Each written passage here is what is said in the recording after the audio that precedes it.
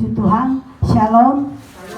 Kita bersyukur kepada Tuhan oleh kebaikan Tuhan, anugerah Tuhan. Kita ada lagi sampai saat ini. Sebab itu waktu dan kesempatan yang Tuhan sudah beri dalam hidup kita, kita pergunakan dengan sebaik-baiknya untuk memuji Tuhan, untuk memuliakan Tuhan, meninggikan Tuhan. Sebab Dia Allah yang layak kita muliakan, Dia Allah yang layak kita tinggikan. Puji Tuhan, yang ku sembah hanya Yesus. Haleluya, puji Tuhan. Inilah kami di hadapan-Mu Tuhan. Kami rindu menyembah Engkau, meninggikan Engkau. Sebab Engkau Allah kami yang mulia, Raja di atas segala raja. Haleluya, puji Tuhan. Haleluya. Yang ku sembah hanya Yesus, yang ku puja hanya Yesus, yang ku sanjung hanya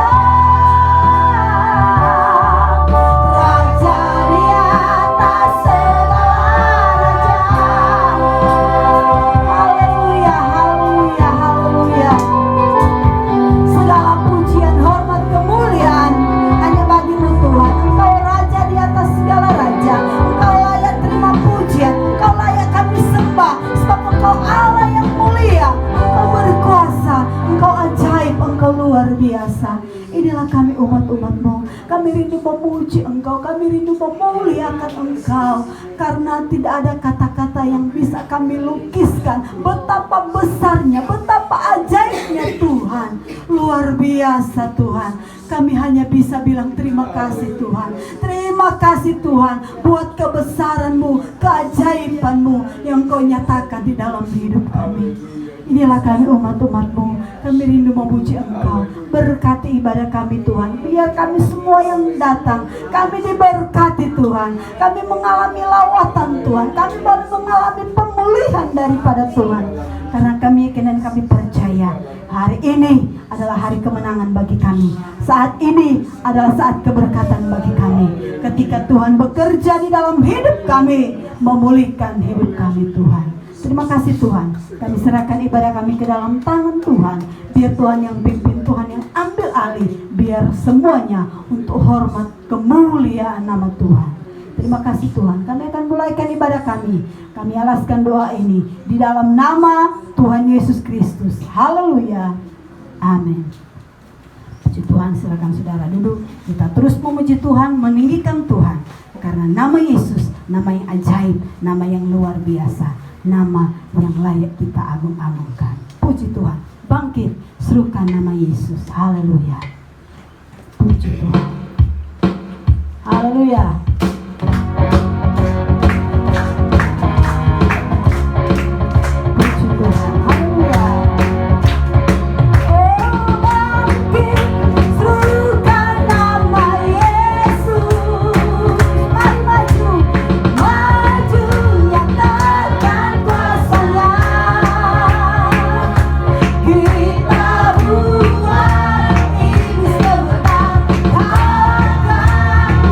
Budaya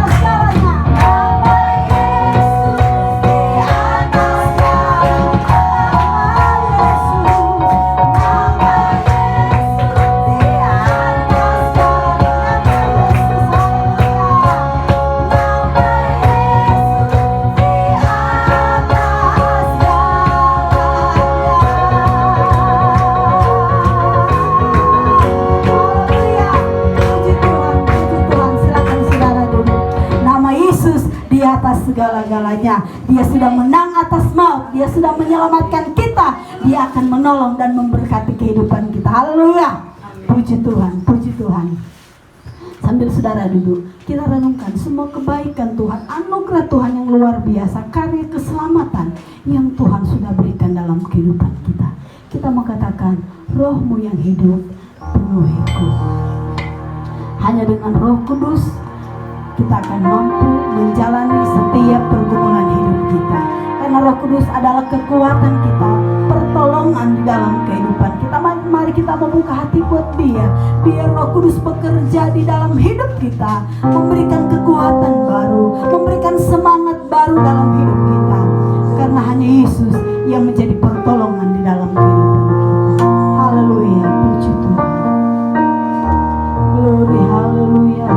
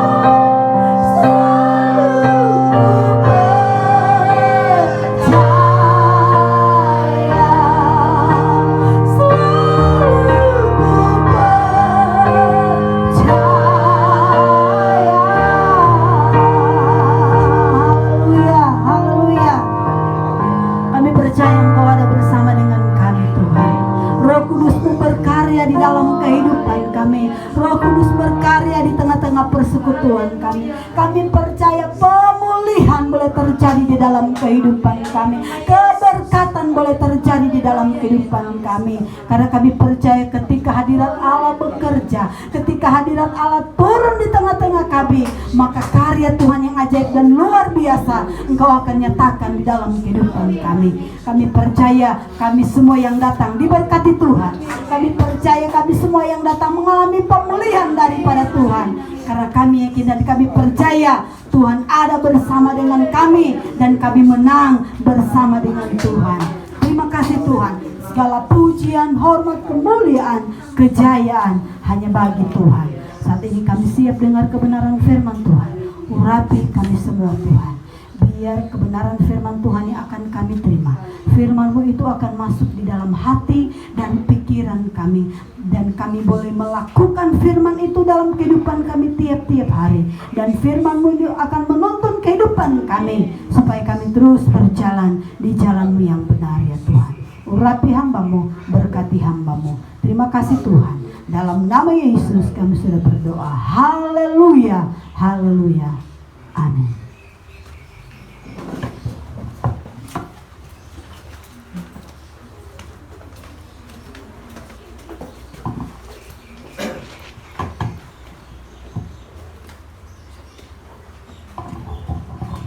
Tuhan, shalom. Selamat berjumpa lagi dalam kasih Tuhan. Kita sudah memuji Tuhan. Saatnya kita akan mendengarkan firman Tuhan. Mari sejemput kita semua bangkit berdiri. Kita akan lihat pembacaan dalam kitab Ibrani, yaitu Ibrani pasalnya yang ke-10, ayatnya yang ke-19 sampai ayatnya yang ke-20. Kita bersama-sama kalau sudah dapat. Ibrani pasal Ibrani pasal 10 mulai ayat 19. Kita baca sama-sama. 2, 3.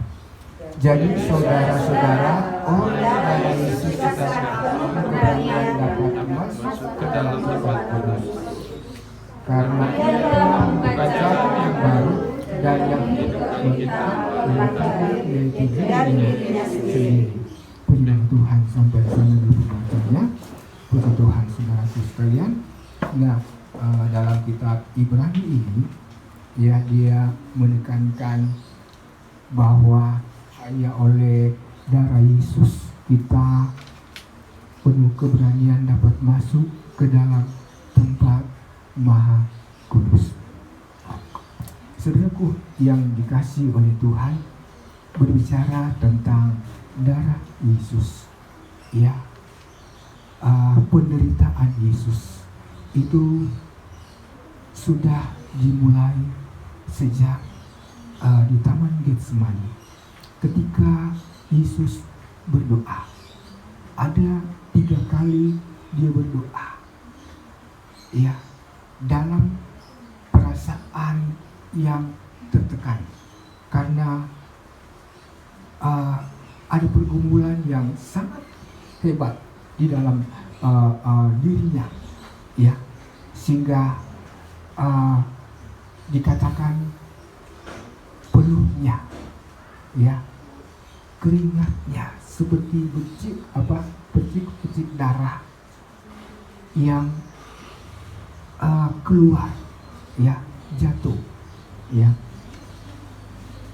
karena sebuah tekanan yang berat di dalam dirinya. Dia berdoa, ya Bapa, kalau boleh cawan ini lalu daripadaku, tetapi jangan seperti yang aku kehendaki, tetapi seperti yang Engkau kehendaki. Jadi saya katakan bahwa penderitaan Yesus sudah dimulai sejak di Taman Getsemani. Setelah dia selesai berdoa, datanglah tentara-tentara untuk menangkap dia. Dia dibawa ke rumah imam besar. Dia diadili. Saudara, Dan ketika dia diadili, dia dihukum mati, saudara, melalui penyaliban. Kendati Yesus tidak bersalah, tetapi dia dijatuhi hukuman mati. Karena itulah yang dia harus jalankan, saudara, ya. Karena itulah kehendak Bapa, ya. Yesus bisa saja menghindari, ya, penangkapan oleh prajurit-prajurit saat itu. Yesus bisa saja memanggil ribuan malaikat untuk membantu, tetapi dia tidak melakukannya karena dia mau melakukan kehendak Bapa.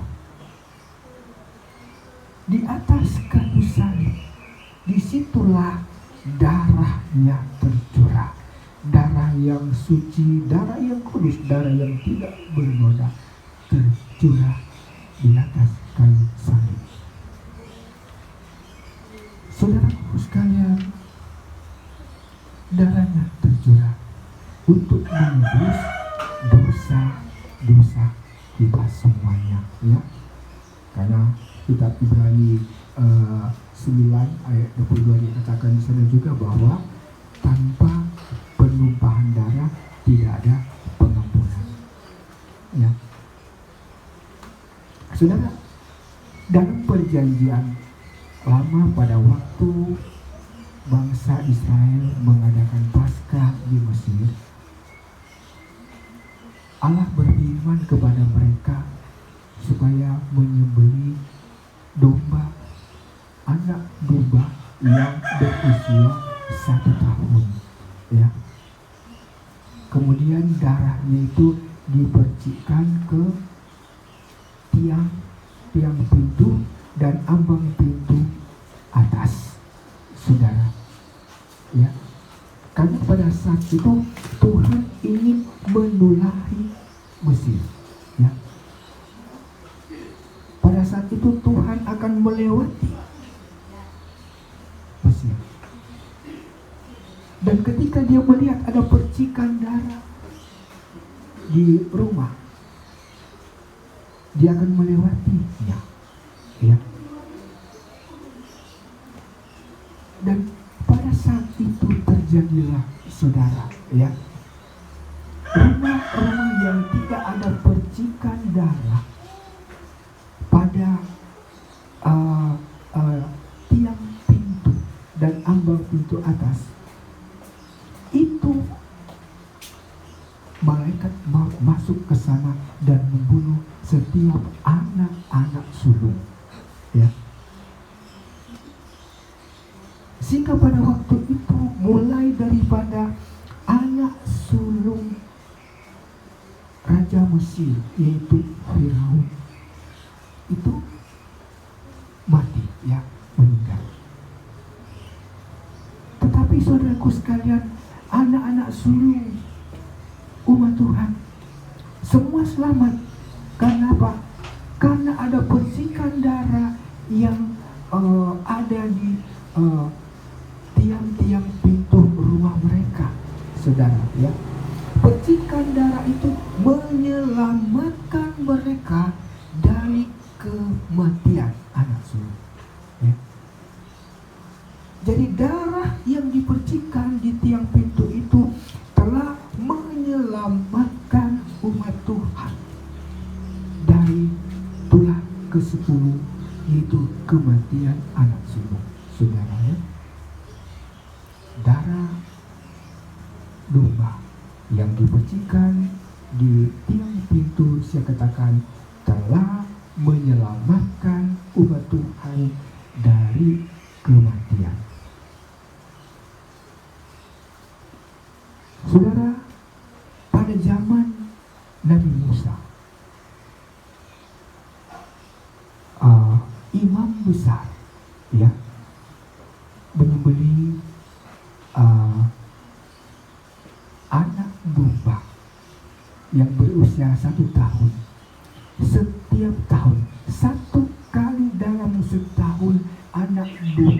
disembelih, dipersembahkan di atas mezbah di bait Allah. Ya.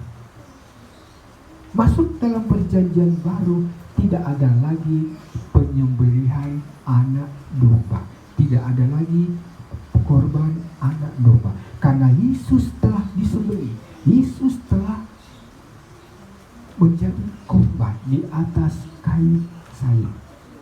Ya, itulah sebabnya Yohanes Pembaptis ketika dia membaptis orang-orang yang datang ke Sungai Yordan, dan di situ ada Yesus. Ya, dia belum melihat atau belum pernah mengenal Yesus sebelumnya, dan dia katakan, lihat, itu anak domba menghapus dosa dunia. Dia menunjuk kepada Yesus. Ya, lihat, anak domba penghapus dosa dunia. Dialah anak domba Allah yang telah disembelih, yang telah dikorbankan di atas Golgota, di atas kayu salib. Darahnya tercurah untuk menebus dosa-dosa kita manusia. Saudaraku sekalian,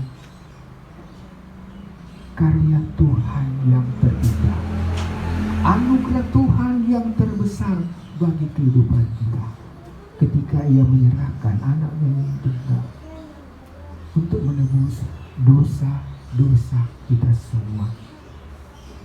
Kenapa kita perlu ditebus?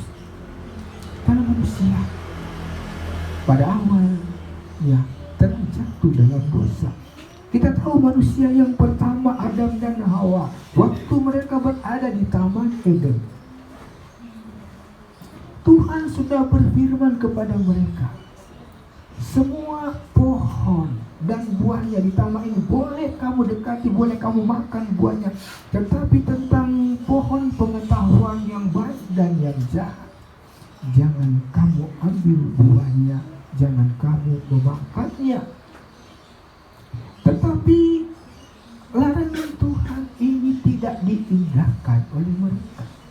Mereka melanggar perintah Tuhan, dan itu sebabnya mereka jatuh di dalam dosa. Dan mereka harus meninggalkan Taman Eden karena mereka sudah jatuh ke dalam dosa. Dosa membuat hubungan manusia dengan Allah retak. Allah mengusir mereka dari hadapannya di Taman Eden. Hubungan manusia dengan manusia pun itu sendiri rusak. Ya. Ketika Tuhan datang kepada mereka, Adam berkata, ini perempuan yang kau tempatkan di sisiku, dialah yang memberikan buah itu. Hawa katakan, ular, karena ularlah itu yang memperdayai aku. Saudara, hubungan manusia menjadi rusak karena dosa. Ya. Nah, dosa bertambah-tambah dan bertambah-tambah sampai pada zaman Nuh. Dosa sudah memuncak, akhirnya Tuhan menghukum dunia dengan air bah. Kemudian seiring dengan berjalannya waktu, manusia berkembang biak menjadi banyak, dan dosa pun masuk merajalela di tengah-tengah manusia. Tuhan mengirim para nabinya, para hambanya untuk menyadarkan manusia. Tetapi tetap aja manusia hidup di dalam dosa. Allah mengasihi manusia, dan Allah tidak menginginkan manusia itu binasa. Sebab itu Dia mengirim anaknya yang tunggal ke dalam dunia untuk menebus dosa-dosa manusia, untuk menyelamatkan manusia dari hukuman kekal, untuk menyelamatkan manusia dari kebinasaan yang kekal, menyelamatkan manusia dari kematian yang kekal. Saudara, saudaraku sekalian, hanya oleh darah Yesus kita bisa masuk ke ruang Maha Kudus. Kita bisa menghampiri Allah. Karena darah Yesus yang menyucikan kita, yang menguduskan kita, sehingga kita bisa menghampiri Allah yang kudus, Allah yang suci adanya. Saudara ya, tanpa darah Yesus yang menyucikan kita, yang menguduskan kita, kita tidak layak untuk bertemu dengan Allah yang kudus, yang suci itu, saudaraku sekalian. Karena hanya oleh darah Yesus kita ada pengampunan, kita ada kekudusan, kesucian, kita ada kelayakan untuk menghadap Tuhan. Sebab itu dia katakan ayat-ayat selanjutnya, mari menghadap Tuhan dengan hati yang tulus, ikhlas, dengan hati yang murni. Ya, menghadap Tuhan harus dengan kekudusan. Ya. Tidak ada lagi yang bisa memisahkan kita dengan Kristus, dengan kasih Kristus, saudaraku. Karena darah Yesus telah menebus dosa-dosa kita. Sebab itu firman Tuhan katakan, di bawah kolong langit ini tidak ada nama lain yang olehnya kamu diselamatkan selain melalui Yesus. Nama Yesuslah yang menyelamatkan kita. Nama Yesus yang memulihkan kita. Nama Yesus yang mengangkat kehidupan kita, saudara. Ya. Dikatakan ayat selanjutnya, karena Ia telah membuka jalan yang baru dan yang hidup bagi kita melalui tabir, yaitu dirinya sendiri. Tuhan telah memberikan jalan yang baru, ya, telah membukakan jalan yang baru bagi saya dan saudara. Ada jalan baru berarti ada jalan yang lama.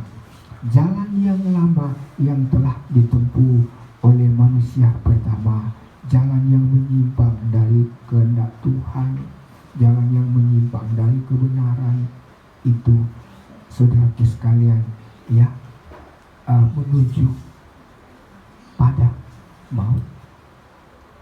Tetapi jalan yang baru yang diberikan Tuhan menuju pada hidup yang kekal. Sehingga dia katakan, akulah jalan, kebenaran, dan hidup.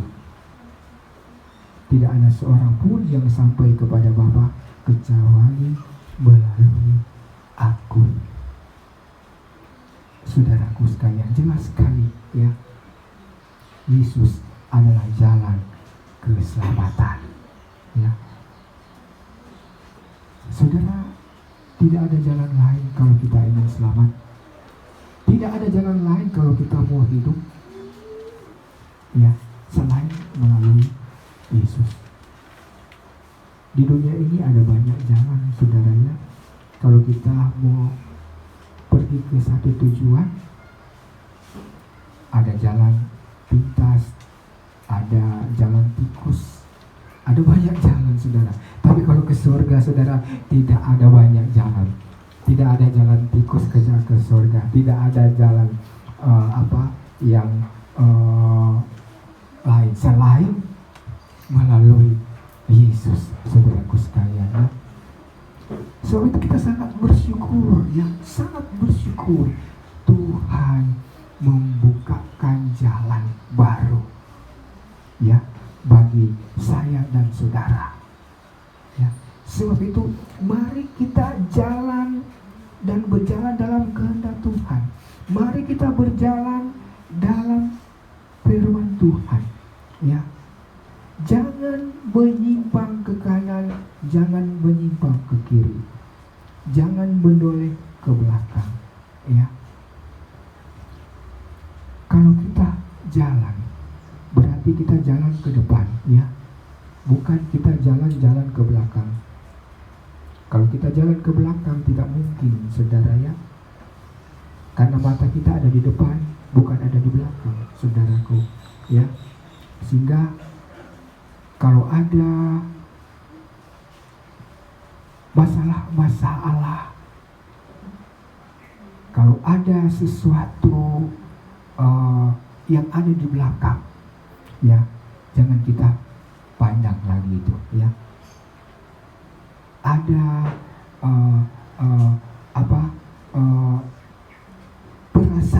perasaan di masa lalu, ya, yang menyimpang, ada sakit hati, ada iri hati di masa-masa yang lalu, ada hal-hal yang mengecewakan di masa yang lalu atau di belakang kita, di hari-hari yang lalu di belakang. Jangan kita menoleh lagi ke situ, jangan kita melihat itu, ya. Pandang ke depan, pandang kepada Yesus. Rasul Paulus katakan, aku melupakan apa yang ada di belakangku dan mengarahkan hidupku dengan apa yang ada di depanku, sambil berlari-lari untuk mendapatkan hadiah. Itu kerajaan surga tentunya. Luar biasa, saudara, ya. Jangan jadi seperti istri Lot. Tuhan suruh jalan ke depan, jangan menoleh ke belakang. Menoleh ke belakang. Saat dia menoleh ke belakang, dia jadi apa? Dia jadi tiang garam, ya. Masih belum melupakan apa yang ada di belakangnya, ya. Kita pandang saja kepada Yesus, pandang ke depan, ya. Terus maju di dalam Tuhan, ya. Maju di dalam iman, maju di dalam pengharapan kepada Tuhan, maju dalam ketekunan, maju dalam kesetiaan, saudaraku, ya. Jangan kita mengalami kemunduran rohani, jangan kita mengalami kemunduran iman, saudara, ya. Tapi mari kita mau maju, karena Tuhan sudah beri jalan kok. Kita tinggal jalan saja, ya. Jalan di dalam Yesus. Jalan di dalam Yesus, jalan yang sempurna, ya. Jalan di dalam Yesus, jalan yang sangat indah. Jalan di dalam Yesus, jalan yang penuh dengan kesukaan. Asal kita mau bersyukur dan menikmati jalannya Tuhan, itu sangat indah, itu sangat luar biasa. Yesus mampu memberikan jalan keluar atas setiap pergumulan-pergumulan hidup kita. Amin, saudara. Yesus mampu membukakan jalan bagi yang tertutup jalan, bagi yang menghadapi jalan buntu. Tuhan sanggup membukakan jalan, saudaraku sekalian, ya. Barangkali ada tekanan-tekanan, pergumulan-pergumulan, masalah-masalah yang membuat hidup kita seakan tidak ada jalan keluar bagi masalah kita. Yesus sanggup memberikan jalan keluar.